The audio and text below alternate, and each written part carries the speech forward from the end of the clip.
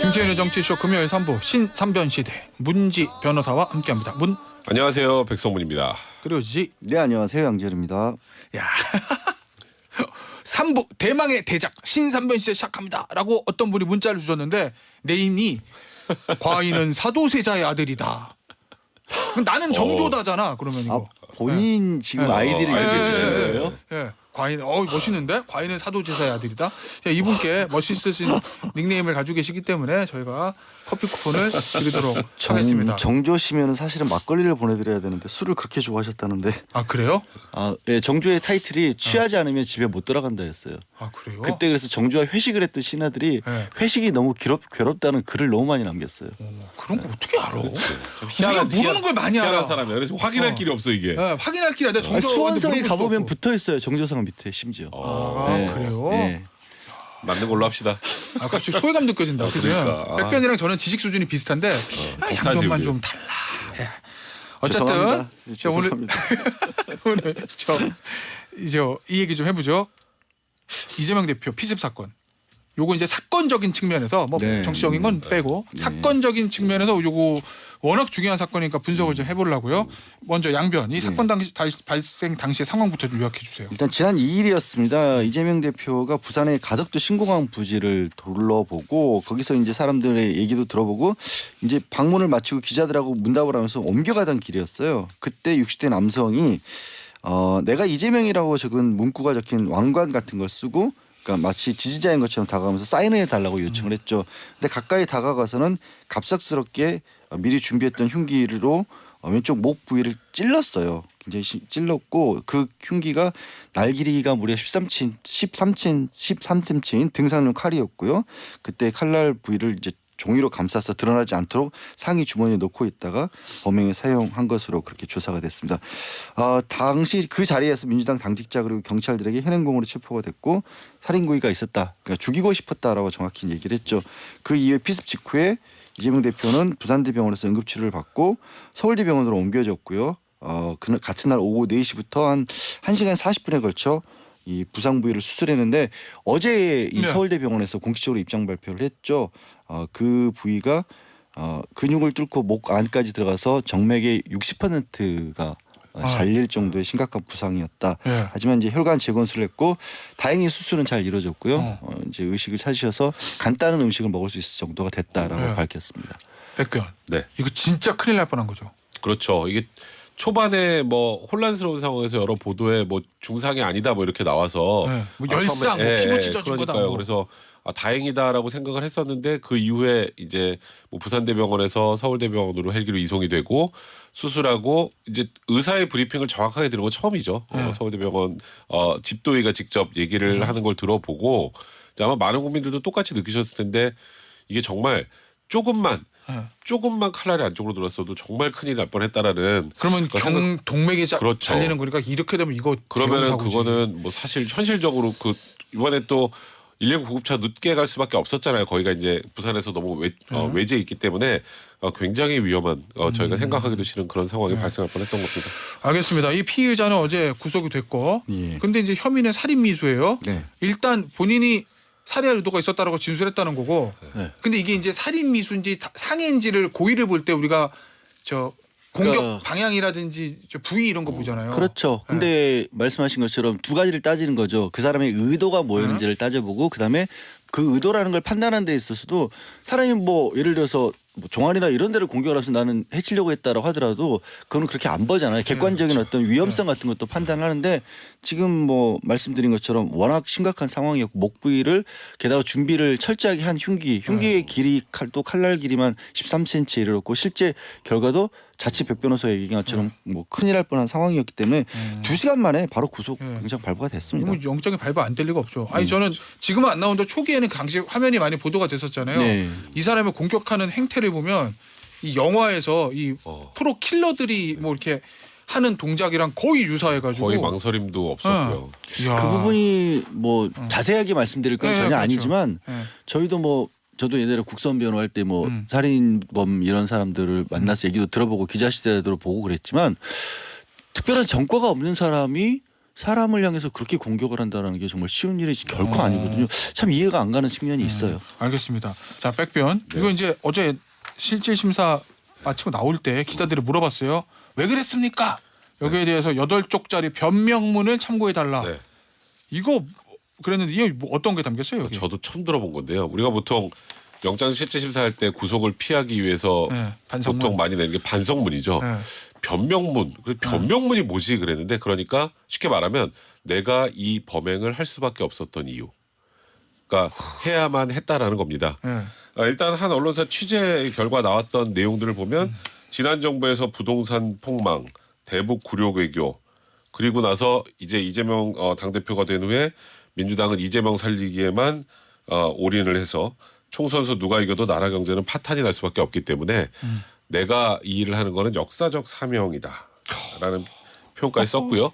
그리고 유심히 보시면 아시겠지만 통상적으로 이런 강력사건 범죄자들 경찰서에 들어갈 때 기자들이 막 카메라 대고 그러면 보통 어떻게 하나요? 죄송합니다. 고개를 숙이고 모자를 쓰고 얼굴 가리고 하는데 마스크는 썼지만 굉장히 당당하잖아요. 그러니까 본인의 범행 자체가 본인 입장에서는 해야 할 수밖에 없는 거죠. 역사적 사명이라는 표현까지 썼으니까 그러니까 거기에 대한 반성이라는 건 있을 수 없는 거죠. 그러니까 굉장히 당당했던 거고 그래서 보통 유치장에 들어가서도 갑자기 그 경찰한테 책을 달라고 그래서 삼국지 1, 2권을 달라 그래서 그걸 읽고 굉장히 평온하게 있었다. 그걸 보면 본인의 행동 자체에 대한 반성보다는 우리가 보통 얘기하는 확신범에 가까운 그런 범죄자라고 봐야 될 것 같습니다. 양변. 저는 사실 이거 변명문이라고 처음에 보도만 보고 간혹 이제 피신 받기 전에 자술서나 진술서 쓰는 피의자들 있잖아요. 네네. 그걸 본인이 쓰라고 하는데 제목을 변명문으로 쓴 줄 알았더니 그게 아니라 미리 준비하는 거라는 거잖아요. 예, 미리 8페이지 가량을 쪽지처럼 써서 몸에 품고 범행을 예. 저질렀다는 거죠. 알겠습니다. 자, 이 사람 행태 앞서 백변도 얘기했지만 반성문을 내야 할 타이밍에 무슨 변명문 내고 뭐 이런 거로 그거 변명문 내용으로 봤을 때 이 사람 이거 완전 확신범 아니야? 막 이런 관측도 있던데. 그렇게 볼 수밖에 없겠죠. 지금 얘기 나온 거면 아까도 이제 살해 의도를 가지고 있다는 걸 감추지도 않았고요. 그리고 뭐 대부분 자기 어떤 신념이라고 한 지금 신념이라는 표현을 여기다 써야 되는지 모르겠어요. 잘못된 어떤 생각 때문에 피해자 자체를 피해자로 보지 않는 그런 어떤 자기 혐오의 대상 이런 식으로 생각을 하고 그리고 확신범이라고 볼 수 있는 게 치밀한 계획이 하나의 또 증거거든요. 어떻게 뒷받침해 주는 건데 이 사람의 행적 자체가 굉장히 치밀하게 준비해왔던 걸로 보여서 아까 말씀드린 것처럼 흉기. 어떻게요? 이게 처음 발견된 지난달 13일 날 이재명 대표 부산을 또 찾았었거든요. 그때는 이제 전세 사기 피해자 간담회 현장이었는데 그때도 주변에 있었고요. 이 사건 자체는 2일 날 있었는데 이 사람 지금 김 씨죠. 이 1일 날도 부산에 갔다가 그때 울산역을 갔다 오게 됐어요. 근데 울산역을 갔다 온 이유를 추정컨대는 이재명 대표가 2일 날 부산에 갔지만 그 다음 날은 2일 날 그러고 나서는 평산마을로 찾아갈 계획이었는데 이 울산역에서 평산마을이 가깝거든요. 그러니까 혹시 거기까지 따라가서 만약에 가덕도 지역에서 범행을 저지르지 못했다면 성공하지 못했다면 이 봉화마을까지 평산마을까지 따라갈 계획이 아니었던가라고 그렇게 추정이 되고 실제로 지난 1일 날 경남 김해 봉화마을 노무현 전 대통령 묘역을 이재명 대표가 참배를 갔을 때도 그때도 비슷한 인물이 뭐 이렇게 찍혔다라는 얘기도 있고요. 사실 이 전체적인 계획을 봤을 때는 지난해 6월부터 적어도 6차례 이렇게 이재명 대표를 따라다니는 걸로 봐서 아무래도 주동면밀하게 범행을 준비했고 그게 역시 확신범이라는 증거가 아닌가라고 보는 거죠. 알겠습니다. 자, 이거는 살인미수 거의 확실해지잖아요. 네, 그렇죠. 예전에 그건 어땠어요? 박근혜 전 대통령 당시 한나라당 대표에 대한 커터 테러하고 대전은요라는 대전은요. 말이 굉장히 유명해졌던. 그때는 살인미수 안 됐단 안 말이에요. 됐어요. 그건 왜 그런 그러니까 거예요? 사실 생각해 보면 그거는 왜 안 되고 이번 거는 살인미수가 되냐 이렇게 생각하시는 분도 있을 거예요. 근데 그 당시 생각을 해보면 박근혜 전 대통령 그 뺨에 한 11cm 정도 상처가 났거든요. 문구용 커터칼을 사용했어요. 근데 이번 사건하고 다른 걸 하나 고려를 해보면 우리가 생각하기에 이제 목이라는 부위가 굉장히 치명적이죠. 굉장히 약하고. 그러니까 공격 부위가 목이 아니라 뺨이었고 그리고 흉기가 커터칼, 문구용 커터칼이었어요. 그러니까 이거는 살해까지 하기에는 좀 어렵다라는 그런 취지의 판단이었고 그래서 결국은 살인죄가 인정이 안 됐습니다만 그 당시에 징역 10년의 중형을 선고받았었습니다. 그 당시에 지충호였는데요. 뭐 그 이후에 또 거의 비슷했던 사건이 마크리포트 주합국에서 공격했던 김기종 같은 경우 여기는 살인미수가 인정됐거든요. 이때는 박근혜 전 대통령하고 부위는 거의 비슷했는데 네. 이제 문제는 이때는 커터칼이 아니라 칼날이 긴 과도였습니다. 그러면 아무래도 충분히 사람이 사망할 수 있는 정도의 상황까지 예견이 됐기 때문에 이때는 살인 미수가 인정이 됐었죠. 예, 알겠습니다. 자, 요 얘기는 여기서 좀 마무리 해볼게요. 그리고 주제를 좀 봐서 이 얘기 좀 해보겠습니다. 이거 아우 진짜 이거는 하루 10시간씩 인터넷 성인 방송을 찍도록 강요받던 여자분이 극단 선택을 한 안타까운 일이 있는데 이 여자분이 남편에게 강요를 받았어요? 이런 일을?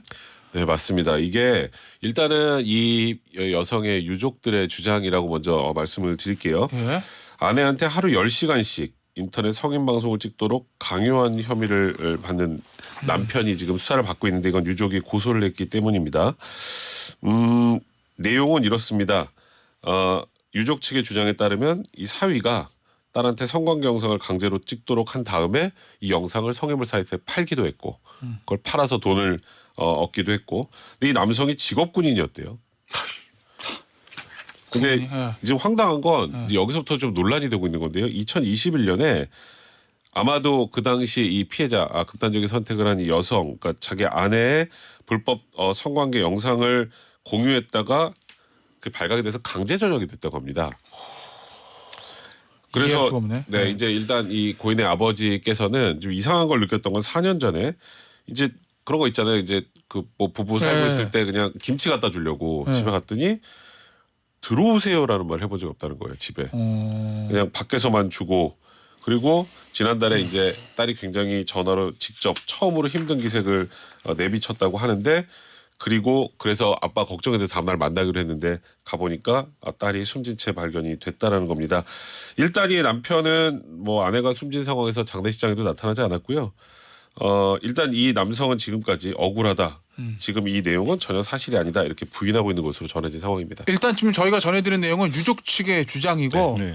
이 남편은 아니다. 부인하고 있는 상황이에요. 억울하다라고 부인한다는 점을 우리가 전제를 말씀드리고 자 그런데 이게 좀 충격적인 내용이 이게 끝이 아니라면서요? 네, 그렇습니다. 지금 유족 측의 주장이라고 얘기는 했지만 또 주변에 증언도 있어요.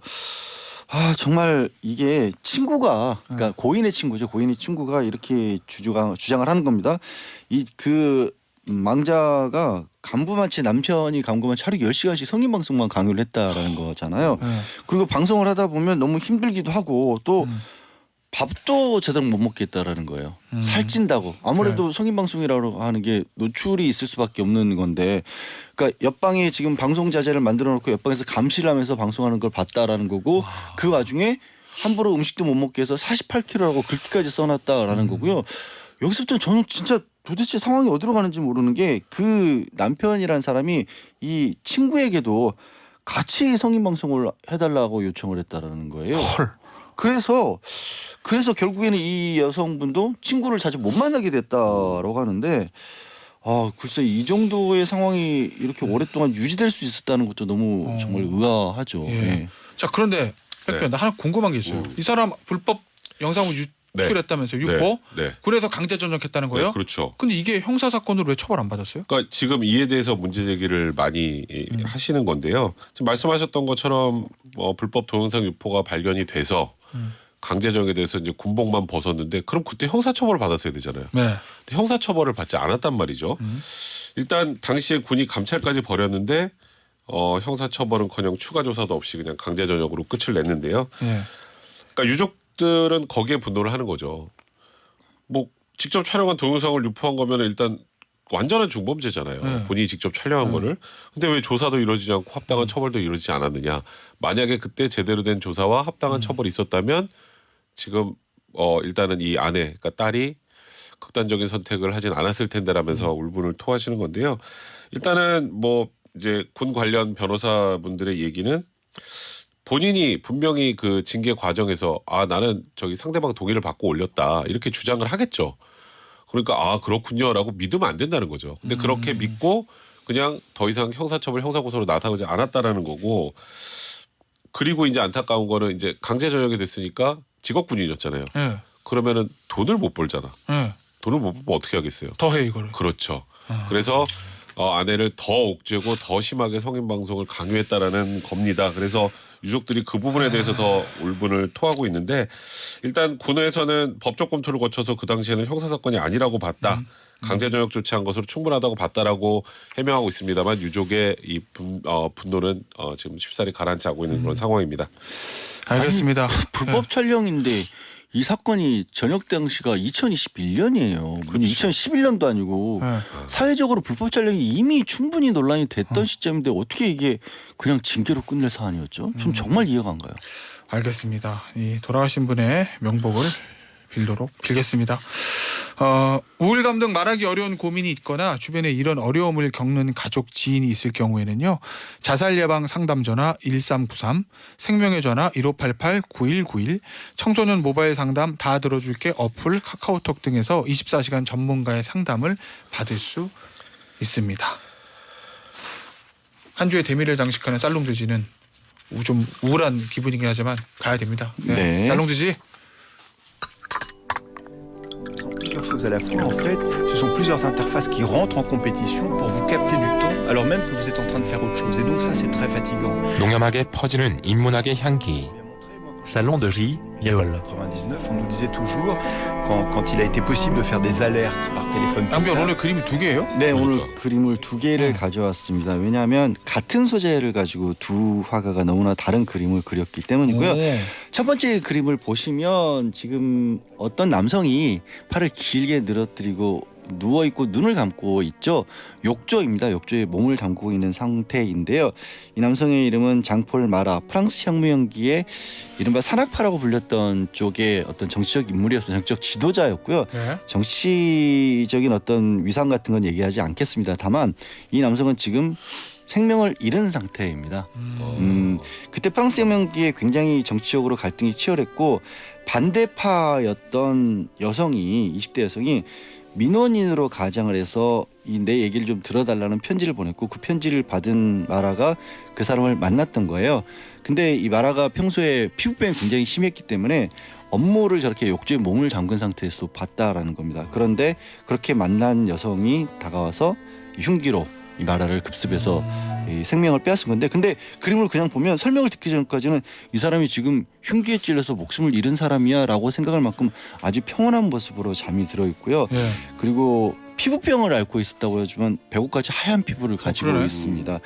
그다음에 이제 업무용으로 보였던 책상을 보면 이 책상을 마치 묘비처럼 써서 마라의 이름이 새겨져 있고 네. 그 밑에는 이제 마라 다비드라 그래서 화가가 마라와 함께 같이 있다라는 그런 글을 네. 쓴 겁니다. 이게 다비드라 자크 루이 다비드예요. 네. 사실 이 같은 당원이었고 친구였습니다. 그러니까 그리고 마라의 손에 든 쪽지는 뭐냐면 이 자신을 죽인 민원인이라고 가장했던 여성이 보냈던 그 민원을 들고 있는 거예요. 그러니까 이 너무나 평온한 죽음 그리고 죽어서까지도 주변 사람들을 챙기는 정치적 지도자의 모습으로 마라를 그려놨던 거고요. 두 번째 그림은 같은 소재인 거야. 마라의 죽음인데 진짜 근데 각도가 달라. 각도도 다르고요. 네. 보세요. 처음에 본 그림과 달리 굉장히 어수선한 모습이죠. 네. 실제로 이제 그러네. 사건 현장과의 더 가깝습니다. 그리고 옆에 서 있는 여성은 범인. 샤를로트 코르테라는 범인인 거예요. 네. 굉장히 의연한 모습으로 그려져 있어요. 오히려 거꾸로. 이 첫 번째는 아예 살인범을 그려놓지도 않았는데 여기서는 주인공이 살인범인 거예요. 그러니까 이거는 반대파의 입장에서 이 사건을 해석하는 거예요. 마라의 처참한 죽음을 보여주면서 오히려 여성이 구원자인 것처럼 그러는 거죠. 사람의 죽음을 정치인의 죽음을 놓고도 물론 이재명 대표 사건에서 정말 다행히도 이재명 대표는 목숨을 잃지 않았지만 네. 사실 그럴 법한 정도의 상황이었잖아요.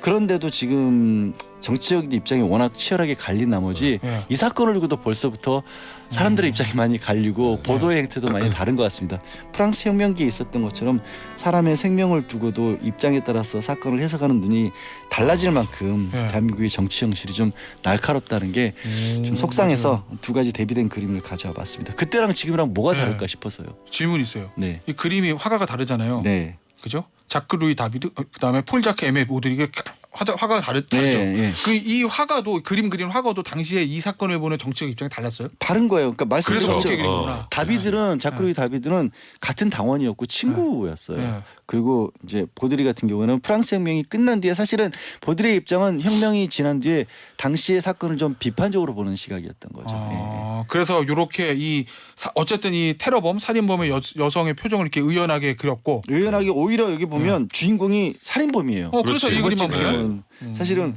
전혀 뭐 흔들림도 없어 보이고 결연한 표정을 가지고 있고 사실 이 여성은 현장에 체포돼서 사흘 뒤에 교수형에 처해졌는데 네. 그렇게 보이지 않잖아요. 굉장히 살인을 정당화하는 것 네, 같은 네. 그림이에요. 무슨 독립투사 같아 저 그림만 그러니까. 보면. 그런데 그러니까 이 다비드의 그림을 보면 그렇죠. 정말 이 마라가 마지막- 오히려 성스럽게 그려져 있던 거죠. 마지막까지 죽음의 순간에 일을 하다가 심지어 자기를 죽인 사람의 민원을 끝까지 포기하지 않았던 사람으로. 그때나 지금이나 정치적 상황이 똑같네요. 맞아요. 예. 진영 정치, 극단 네. 정치 뭐 이런 거. 알겠습니다. 야, 이 양지열 변호사랑 그림만 공부하는 게 아니라 프랑스 혁명까지 공부하네. 시간 남았는데 그거 짧게 좀 소개해 주면 안 돼요? 마라가 뭐 하는 사람이었는지. 말하는 당시에 프랑스 혁명의 이제 산악파의 정치적 지도자 중에 한 사람이었고 지금으로 치면은 이제 약간 정치면서도 언론계의 그 강력한 팬의 힘을 가졌다라는 네. 사람이었고 이제 산악파라는 별명 위상이 붙었다 할 만큼 이 의회 내에서도 굉장히 높은 위치를 당시로서는 차지하고 있었는데 좀 강경파였다라고 합니다. 그래서 네. 반대하는 목소리도 많이 있었다라고 하는데요. 네. 어쨌든 그걸 떠나서 그렇다고 해서 그게 죽음을 불러야 될 상황은 아니었다라는 거죠. 그리고 말씀드린 것처럼 머리까지 싸매고 있고 하얀 손길을 떨어뜨리고 있는데 밑에 보면 이제 흉기가 그려져 있긴 해요. 그걸 통해서만이 이 사람이 죽음이라는 걸 알 수 있다라는 거고요.